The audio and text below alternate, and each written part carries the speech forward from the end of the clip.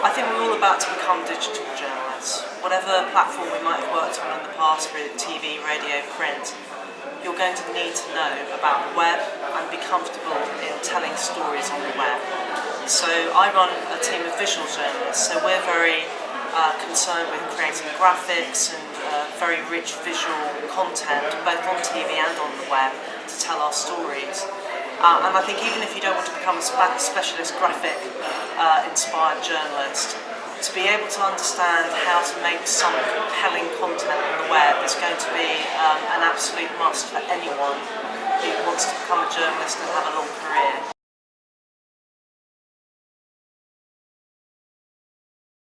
Well, rather than a particular person, it was a particular programme that inspired me, which is Panorama, which is one of our very in-depth current affairs programmes. It's still going now, but my parents used to let me stay up and watch it. I remember it was on at 8:10, and I'm sure as a very young girl it was just about staying up late.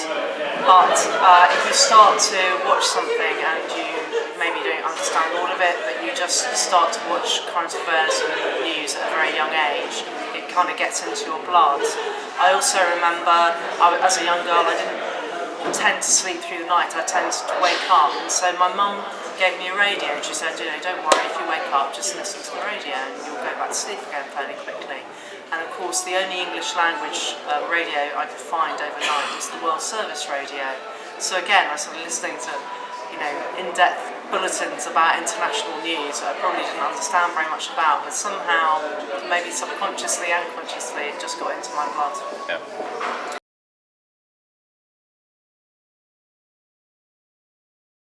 Yes, well, there have been so many kind of technological changes in my lifetime. I mean, when I first started journalism, there wasn't email, there wasn't really the internet in a public way, there were no mobile phones, and there were no cheap satellite dishes and ways of broadcasting live from the field without a very big, expensive satellite dish.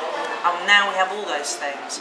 I guess if I was to pick one thing out, I'd say the mobile phone has both changed some of the ways that we do journalism. We have applications that we put on our mobile phones which allow us to capture video footage and stills and send them back to base very quickly and to file from the field just on a smartphone. So it's changed the way that we do our journalism, but it's also changed the way that people consume our journalism and learning in a new way how to tell stories on a very small screen. When people are scrolling through and looking for little bite-sized bits of news, but the opportunity to go further and more in depth if they want to, and also for them to respond to our journalism because it's a connected device and they can interact with it and they can tell us on social media what they think of what we've done. Yeah. And so I think it's always been a really fast-changing world, the world of journalism. I don't see any reason why that pace will slow down. But I suppose I would pick out the mobile phone, the smartphone as the biggest change, I guess.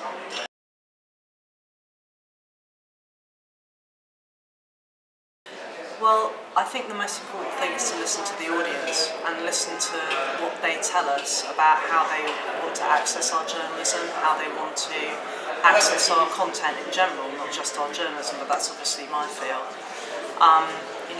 Listening to the audience is one of the main reasons why the BBC invented the iPlayer. People say, well, we're not always in when we want to watch something on the BBC. How can you, give us it when we want it?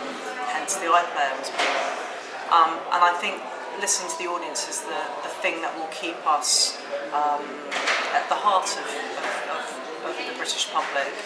We're very fortunate and very privileged to be funded by the licence fee, and whilst we want to always change and do things in different ways and new ways and innovate and be creative, we want to make sure that we're also serving the audience who still like to watch the 6 o'clock news at 6 o'clock and still like to watch programmes when they're scheduled on our major channels. We want to try and keep everybody as happy as possible with our performance. Yeah.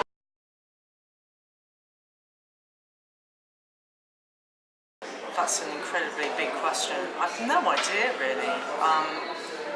I suppose in my particular area, one thing that's beginning to really take off as a form of journalism that's new is data journalism. and it's quite difficult to recruit people with a specialism in data. It's quite difficult sometimes to learn the tools to use data in the most compelling way to tell stories. So I suppose I would invest quite heavily in training data journalists and doing that in partnership with different universities and different organisations, to the end of, yes, telling really compelling stories using data, but also to do one of the things the BBC is there to do, which is to hold public bodies to account. And now with the way that so much data is being made public by so many different public bodies, both national and international, I think that's a role that the BBC can really play to a much greater degree.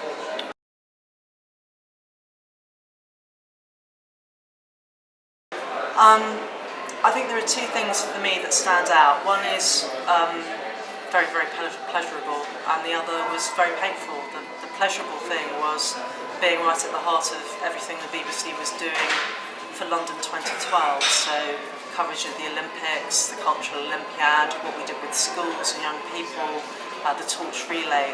Being at the heart of all those big events was exciting, and I think the BBC did a fantastic job to, particularly over the Olympics, to bring, and the torch relay, to bring and to make that sporting event and that cultural event really relevant to everybody in a way that only the BBC could do.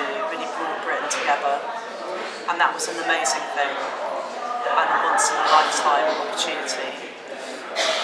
And the other thing was when I was the editor of the 6 o'clock news when 7/7 happened, the London bombings,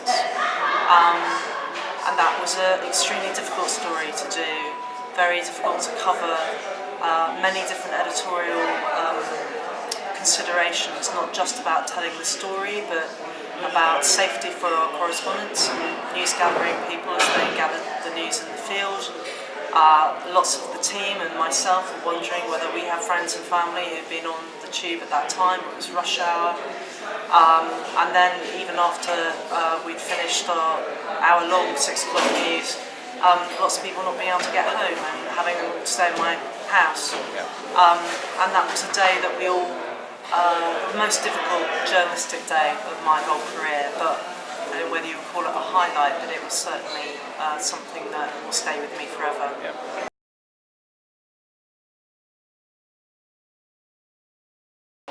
Be digital, and if you can, learn how to code.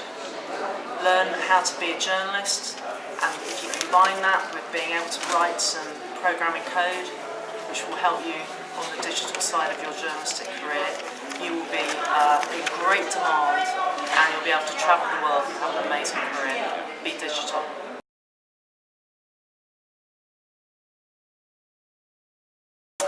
I would probably take The Messiah by Handel. I just love it, and it makes me think of Christmas, and I love Christmas. And my luxury item would probably be football, because I love football, and I think it would keep me a bit fit and healthy, and I would never tire of playing football, trying to score an imaginary goal. Thank you very much. So I'm Ant Farnsworth, editor of visual journalism at the BBC. Thank you very much. Thank you.